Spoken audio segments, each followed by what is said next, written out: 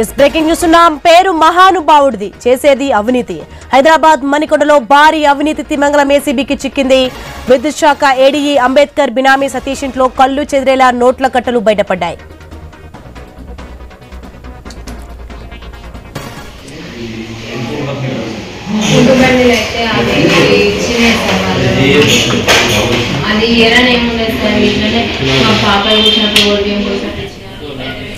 రెండు కోట్ల నగదును ఏసీబీ అధికారులు గుర్తించారు. అంబేద్కర్ బినామీల ఇళ్లలో మొత్తం 18 చోట్ల సోదాలు చేస్తోంది ఏసీబీ.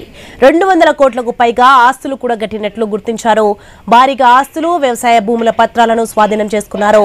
ప్రతి పనికి లంచం తీసుకుని భారీ మొత్తంలో వెనుకేసుకున్నాడు ఏడీఈ అంబేద్కర్.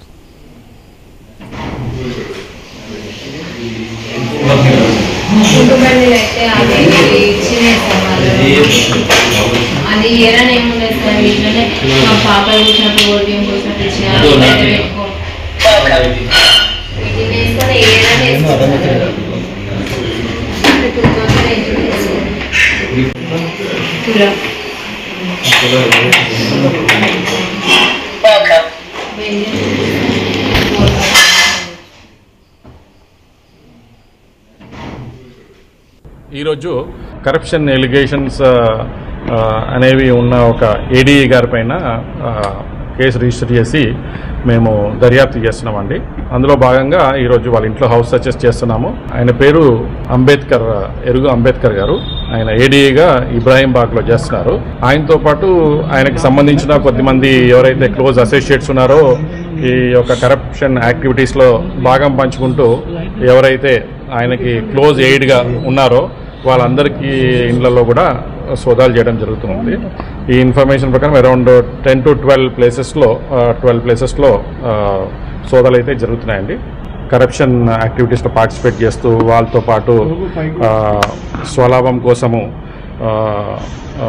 కొన్ని చేయకూడని పనులు చేస్తూ పర్మిషన్స్ ఇవ్వాల్సినవి కాకుండా ఏవైతే ఉన్నాయో వాటిల్లో పర్మిషన్స్ అడ్డగోలుగా ఇవ్వడము అట్లాంటిది చేస్తూ కొంతమంది అధికారులతో పాటు కుమ్మక్కైపోయి ఈయన కొంచెం చాలా కోట్ల రూపాయలు వెనకేసినట్టుగా మాకు సమాచారం ఉంది. దాదాపు హైదరాబాద్ మణికొండలో భారీ అవినీతి తిమంగళం ఏసీబీకి చిక్కింది. రైట్కి ఇదే అంశానికి సంబంధించి మరింత సమాచారం అందించేందుకు ప్రవీణ్ ఫోన్ లైన్లో సిద్ధంగా ఉన్నారు. ప్రవీణ్, విద్యుత్ శాఖ ఏడీఈ అంబేద్కర్ బినామీ సతీష్ ఇంట్లో కళ్ళు చెదిరేల రోడ్లు కట్టలు బయటపడ్డాయి. అసలు ఏం జరిగింది, ఏంటి?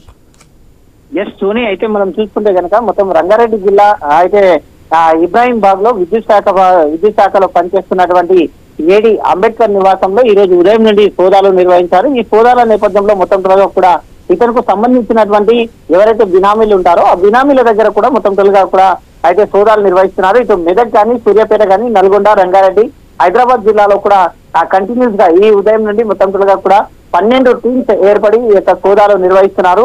అయితే గతంలో ఇతని మీద వచ్చినటువంటి ఆరోపణలు ఏవైతే ఉన్నాయో ఆరోపణల నేపథ్యంలోనే ఈ యొక్క సోదాలు నిర్వహించామంటూ కూడా ఆ రంగారెడ్డి జిల్లా ఏసీబీ అయితే డిఎస్పీ ఆనంద్ కుమార్ కూడా తెలపడం జరిగింది. అయితే ఇష్టానుసారంగా అధికారులతో కుమ్ముకై అక్రమంగా సంపాదిస్తున్నటువంటి ఆ విషయాలను కూడా అధికారులు తెలపడం జరిగింది. అయితే గచ్చిబౌలిలో 5 అంతస్తుల భవనంతో పాటు సూర్యాపేటలో కూడా 10 ఎకరాల అగ్రికల్చర్ ల్యాండ్ ఉన్నట్టుగా తెలుస్తుంది. అదేవిధంగా నార్కోడాలో 1000 గజాల యాడ్స్ ఒక స్థలం ఉన్నట్టుగా తెలుస్తుంది. అదేవిధంగా కొండాపూర్ లో కూడా అయితే 3 BHK ఫ్లాట్ కూడా ఉన్నట్టుగా తెలుస్తుంది. భారీగా ఆస్తులు కూడా పెట్టినట్టుగా తెలుస్తుంది. మొత్తం తొలగా ఆస్తుల వివరాలుగా చూసుకుంటే 200 కోట్లకు పైగా అయిన యొక్క ఆస్తులు ఉంటాయంటూ కూడా చెప్తుంది. అదేవిధంగా మొత్తం త్వరగా కూడా అన్ని డాక్యుమెంట్లను కూడా మొత్తం అయితే అక్కడ ఏసీబీ అధికారులు పరిశీలిస్తున్నారు. భారీ మొత్తంలో డాక్యుమెంట్స్ కూడా లభించాయి. ఈయన యొక్క బినామీలు ఎవరైతే ఉంటారో ఈయన బినామీల పేర్ల మీద కూడా భారీ మొత్తంలో ఆస్తులతో పాటు డబ్బును కూడా పోలీసులు అయితే ఏసీబీ అధికారులు గుర్తించడం జరిగింది. అదేవిధంగా గతంలో పట్టుబడిన అధికారులతో ఇతనికి ఏమైనా సంబంధాలు ఉన్నాయా అనే కోణం లోపల కూడా అయితే ఏసీబీ అధికారులు దర్యాప్తు చేస్తున్నారు. అయితే గతంలో అధికారులు ఈయనకి ఏదైనా క్లూస్ ఇచ్చి ఈ విధంగా చేశారా అంటూ కూడా అయితే ఏసీబీ అధికారులు దర్యాప్తు చేస్తున్నారు. కాబట్టి ఇంకా సోదాలు కొనసాగుతున్నాయి. కంటిన్యూస్ గా సాయంత్రం వరకు కూడా కొనసాగే అవకాశం ఉంది అంటూ కూడా చెప్తున్నారు. ఇంకా పత్రాలు కూడా ఇంకా డాక్యుమెంట్స్ కూడా చూస్తున్నారు. కాబట్టి ఇతని అనుచరులు ఎవరైతే ఉంటారో ఇతని బంధువులు ఎవరైతే ఉంటారో వాళ్ళ ఇంట్లో కూడా సోదాలు నిర్వహిస్తున్నారు. కాబట్టి అదంతా పూర్తిగా మొత్తం తోలుగా కంప్లీట్ అయ్యే వరకు ఈ రోజు సాయంత్రం లేదా రాత్రి కూడా కావచ్చు అంటూ కూడా అయితే ఏసీబీ అధికారులు చెప్తున్నారు. Right, thanks for the information Praveen.